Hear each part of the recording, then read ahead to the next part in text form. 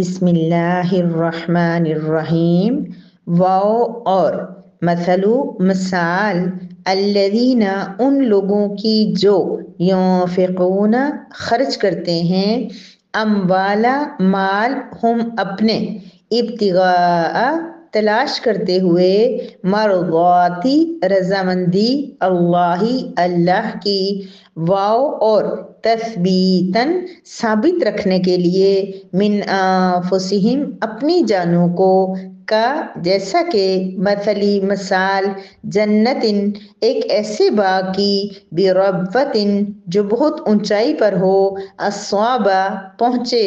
ہاں اسے وابل تیز بارش فآتت پس وہ لے آئے اکلا پھل ہا اپنا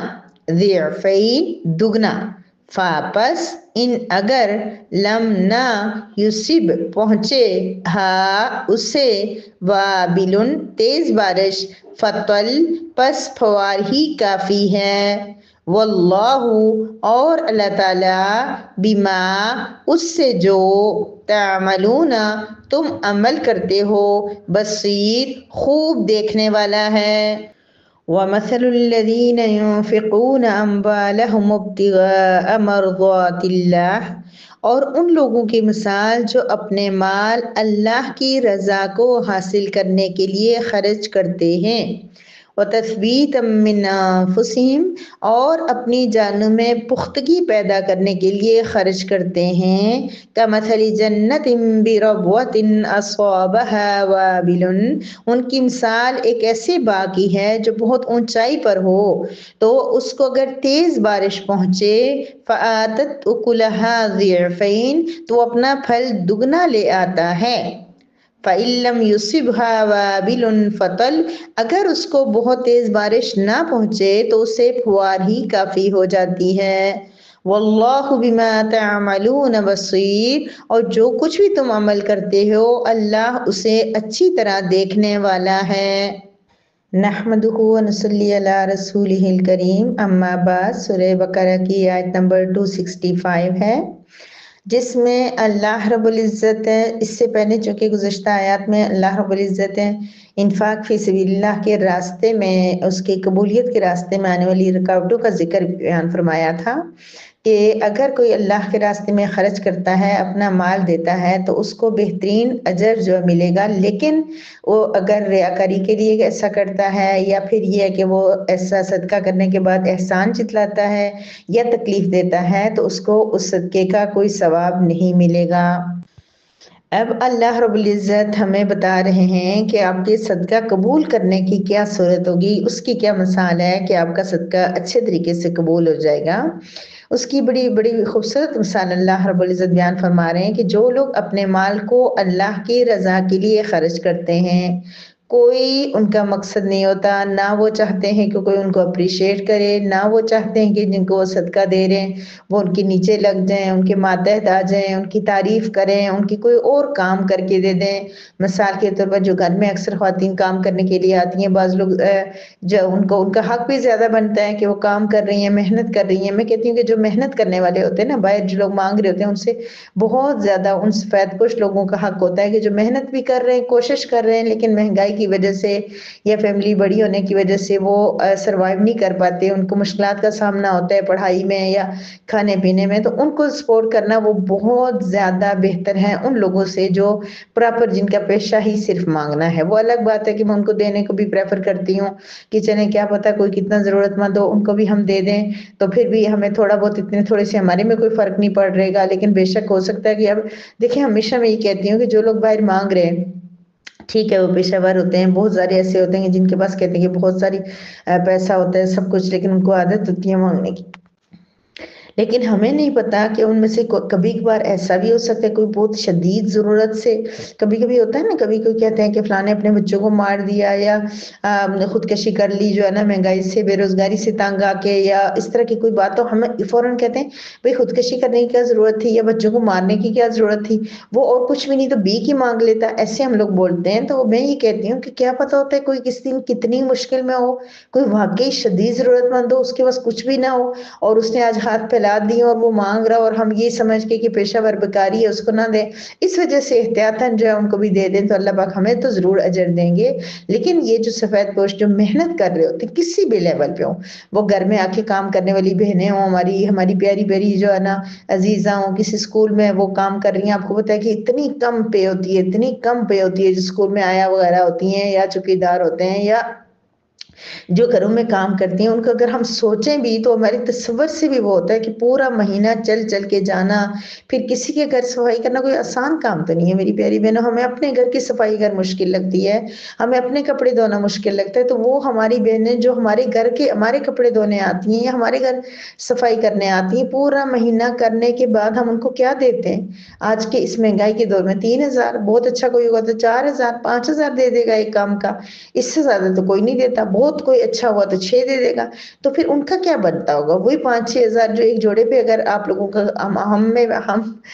جو ہے نا وہ سب کے لیے بولتی ہوں، تو ہم اگر وہ 5-6 ہزار روپے کا ایک جوڑا لے لیتے ہیں تو وہ پورا مہینہ کر کر کے وہ ایک 5-6 ہزار روپے لیتی ہیں تو کتنا ان کا ہوگا؟ تو یہ سوچنا چاہیے، ان لوگوں کو دینا بہت بیسٹ اور بہت بہتر ہے۔ لیکن اگر یہاں ہم یہ سوچ کے دیں کہ ہمارا کام اچھا کر لیں یا جو ہم ان کی پے ہے وہ ہم ان کی کم کر لیں یا اس طرح کا، تو یہ سارا بھی ہمارے صدقے کو اعمال کو ضائع کرنے والی بات ہو جائے گی۔ تو اللہ پاک فرما رہے ہیں کہ جو لوگ خالص اللہ کے رضا کے لیے، کوئی مقصد نہیں ہے، کوئی نیت نہیں ہے، کوئی دکھاوا نہیں ہے، کچھ بھی نہیں چاہتے، بلکہ ان کی اگر کوئی تعریف کرے یا وہ کسی اور کا ہدیہ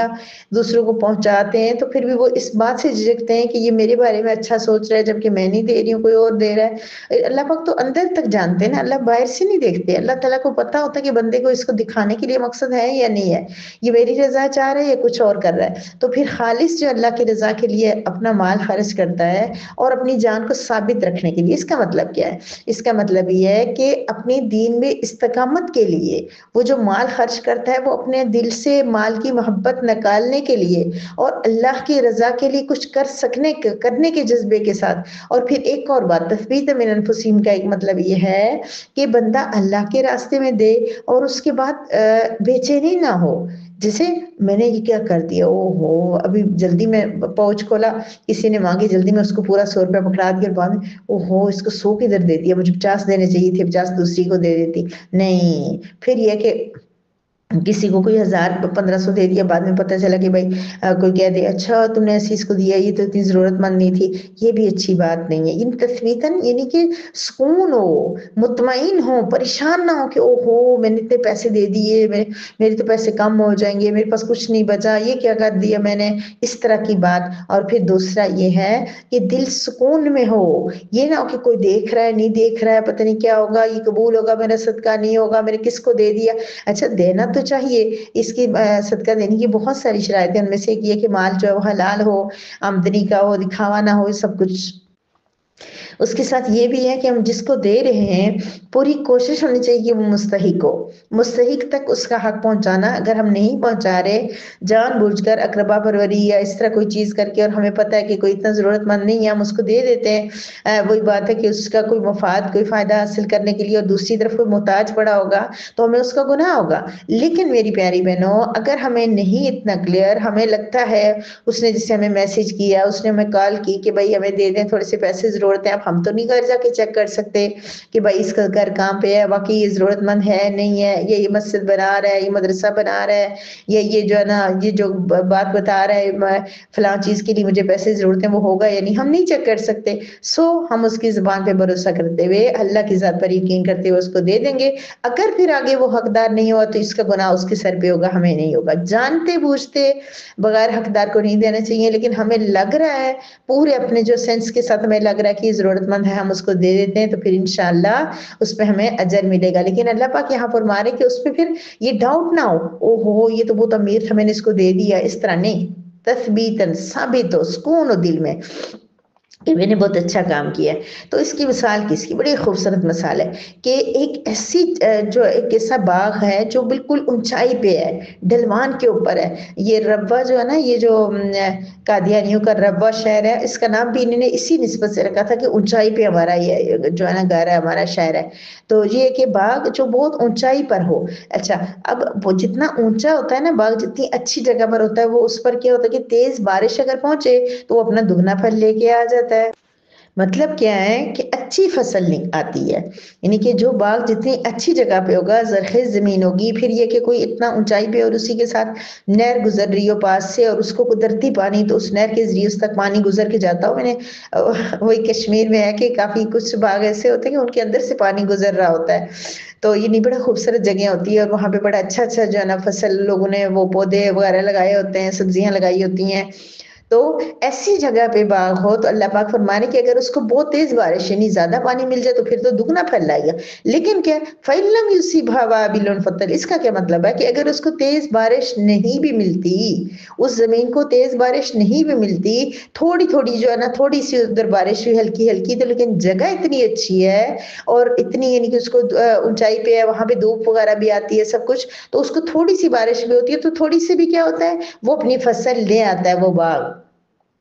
یعنی کہ وہ تھوڑا سا بارش بھی اس میں فائدہ مند ہوتی ہے، تھوڑی بارش سے بھی اس میں جو ہے وہ پھل آ جاتا ہے۔ تو یہ اللہ پاک اس کا کیا مطلب ہے؟ مطلب یہ ہے کہ اللہ پاک یہ فرما رہے ہیں کہ جو لوگ اللہ کے راستے میں دیتے رہتے ہیں اور خالص اللہ کی رضا کے لیے دیتے ہیں اور اپنے دلوں کو ثابت رکھتے ہوئے سکون سے دیتے ہیں، خوشی سے دیتے ہیں، محبت اور پیار سے دیتے ہیں اور اللہ رب العزت کے لیے دیتے ہیں، تو یہ لوگ اگر بہت زیادہ صدقہ کریں گے پھر تو ان کو بہت ہی اجر ملے گا، وہی 700 گنا تک بھی مل جائے گا۔ لیکن اگر انہوں نے صدقہ زیادہ نہیں کر سکے، کبھی ان کے حالات تنگ ہو گئے، کبھی ان کے جو مالی مسائل ہو گئے، کچھ حالات نہیں ہے اتنے نہیں دے پا رہے، تو کیا ہوگا یہ تھوڑا سا بھی کریں گے نا اللہ پاک قبول کر لیں گے۔ بڑی خوبصورت بات ہے میری پیاری بہنوں، اگر ہم گہرائی میں سوچیں تو اللہ پاک کا دلاسا ہے ان لوگوں کے لیے جو یہ سمجھتے ہیں کہ ہمارے پاس بہت سارے پیسے نہیں ہیں دینے کے لیے۔ اللہ پاک ان کو تسلی دے رہے ہیں کہ اگر تمہاری نیت دینے کی ہے نا، تمہاری یعنی زرخیز زمین، تمہارا جو اندر ہے نا وہ خوبصورت ہے، تمہیں دل کرتا ہے، کبھی کبھی ایسا ہو کہ مطلب بندہ وہ کہیں پہ کسی کو کہیں بہت سارے لوگوں کو دیکھے بہت زیادہ جو ہے نا غریب ہیں اور اس طرح کے ہیں، تو وہاں پہ بندے کو دل کرے اللہ میرے پاس پیسے ہوں میں ان سب کو بانٹ لوں، میں ان سب کو جوتے لے کے دے دوں، میں ان سب کو کپڑے لے کے دے دوں، اس طرح کی نیت ہو، لیکن ابھی وہ کر نہیں سکتا، ظاہر ہر ایک کو تو ہر جگہ نہیں کیا جا سکتا، تو پھر کیا ہوگا کہ اللہ تعالیٰ پھر بھی اس کو اجر دے دیں گے۔ بہت امیر تھا، جب پیسے تھے بہت دیتا تھا سب غریبوں کو رشتہ داروں کو ہر جگہ دینا دلانا دعوتیں کھانا پلانا سب چلتا رہتا تھا، لیکن حالات تنگ ہو گئے تو اللہ پاک فرما رہے وابل فطل، فوار ہی کافی ہے اس کے لیے، وہ ابھی زیادہ نہیں دے سکتا نا، پہلے ہزاروں میں دیتا تھا ابھی 10 روپے بھی دے دے گا نا، لیکن خلوص سے دے گا تو اللہ پاک اس کو وہ سارا جو پہلے وہ خرچ کرتا رہتا تھا اتنا ہی اس کو اجر دیں گے، یعنی اب اس کا اجر ضائع نہیں ہوگا۔ بڑی خوبصورت بات ہے، واللہ بما تعملون بصیر، اور جو کچھ بھی تم کرتے ہو اللہ اس کو خوب دیکھنے والا ہے، جو تم کر رہے ہو جو تم کہتے ہو جو تم سوچتے ہو اللہ تعالیٰ بصیر ہے۔ میری پیاری بہنوں بڑی ڈرنے والی بات ہے،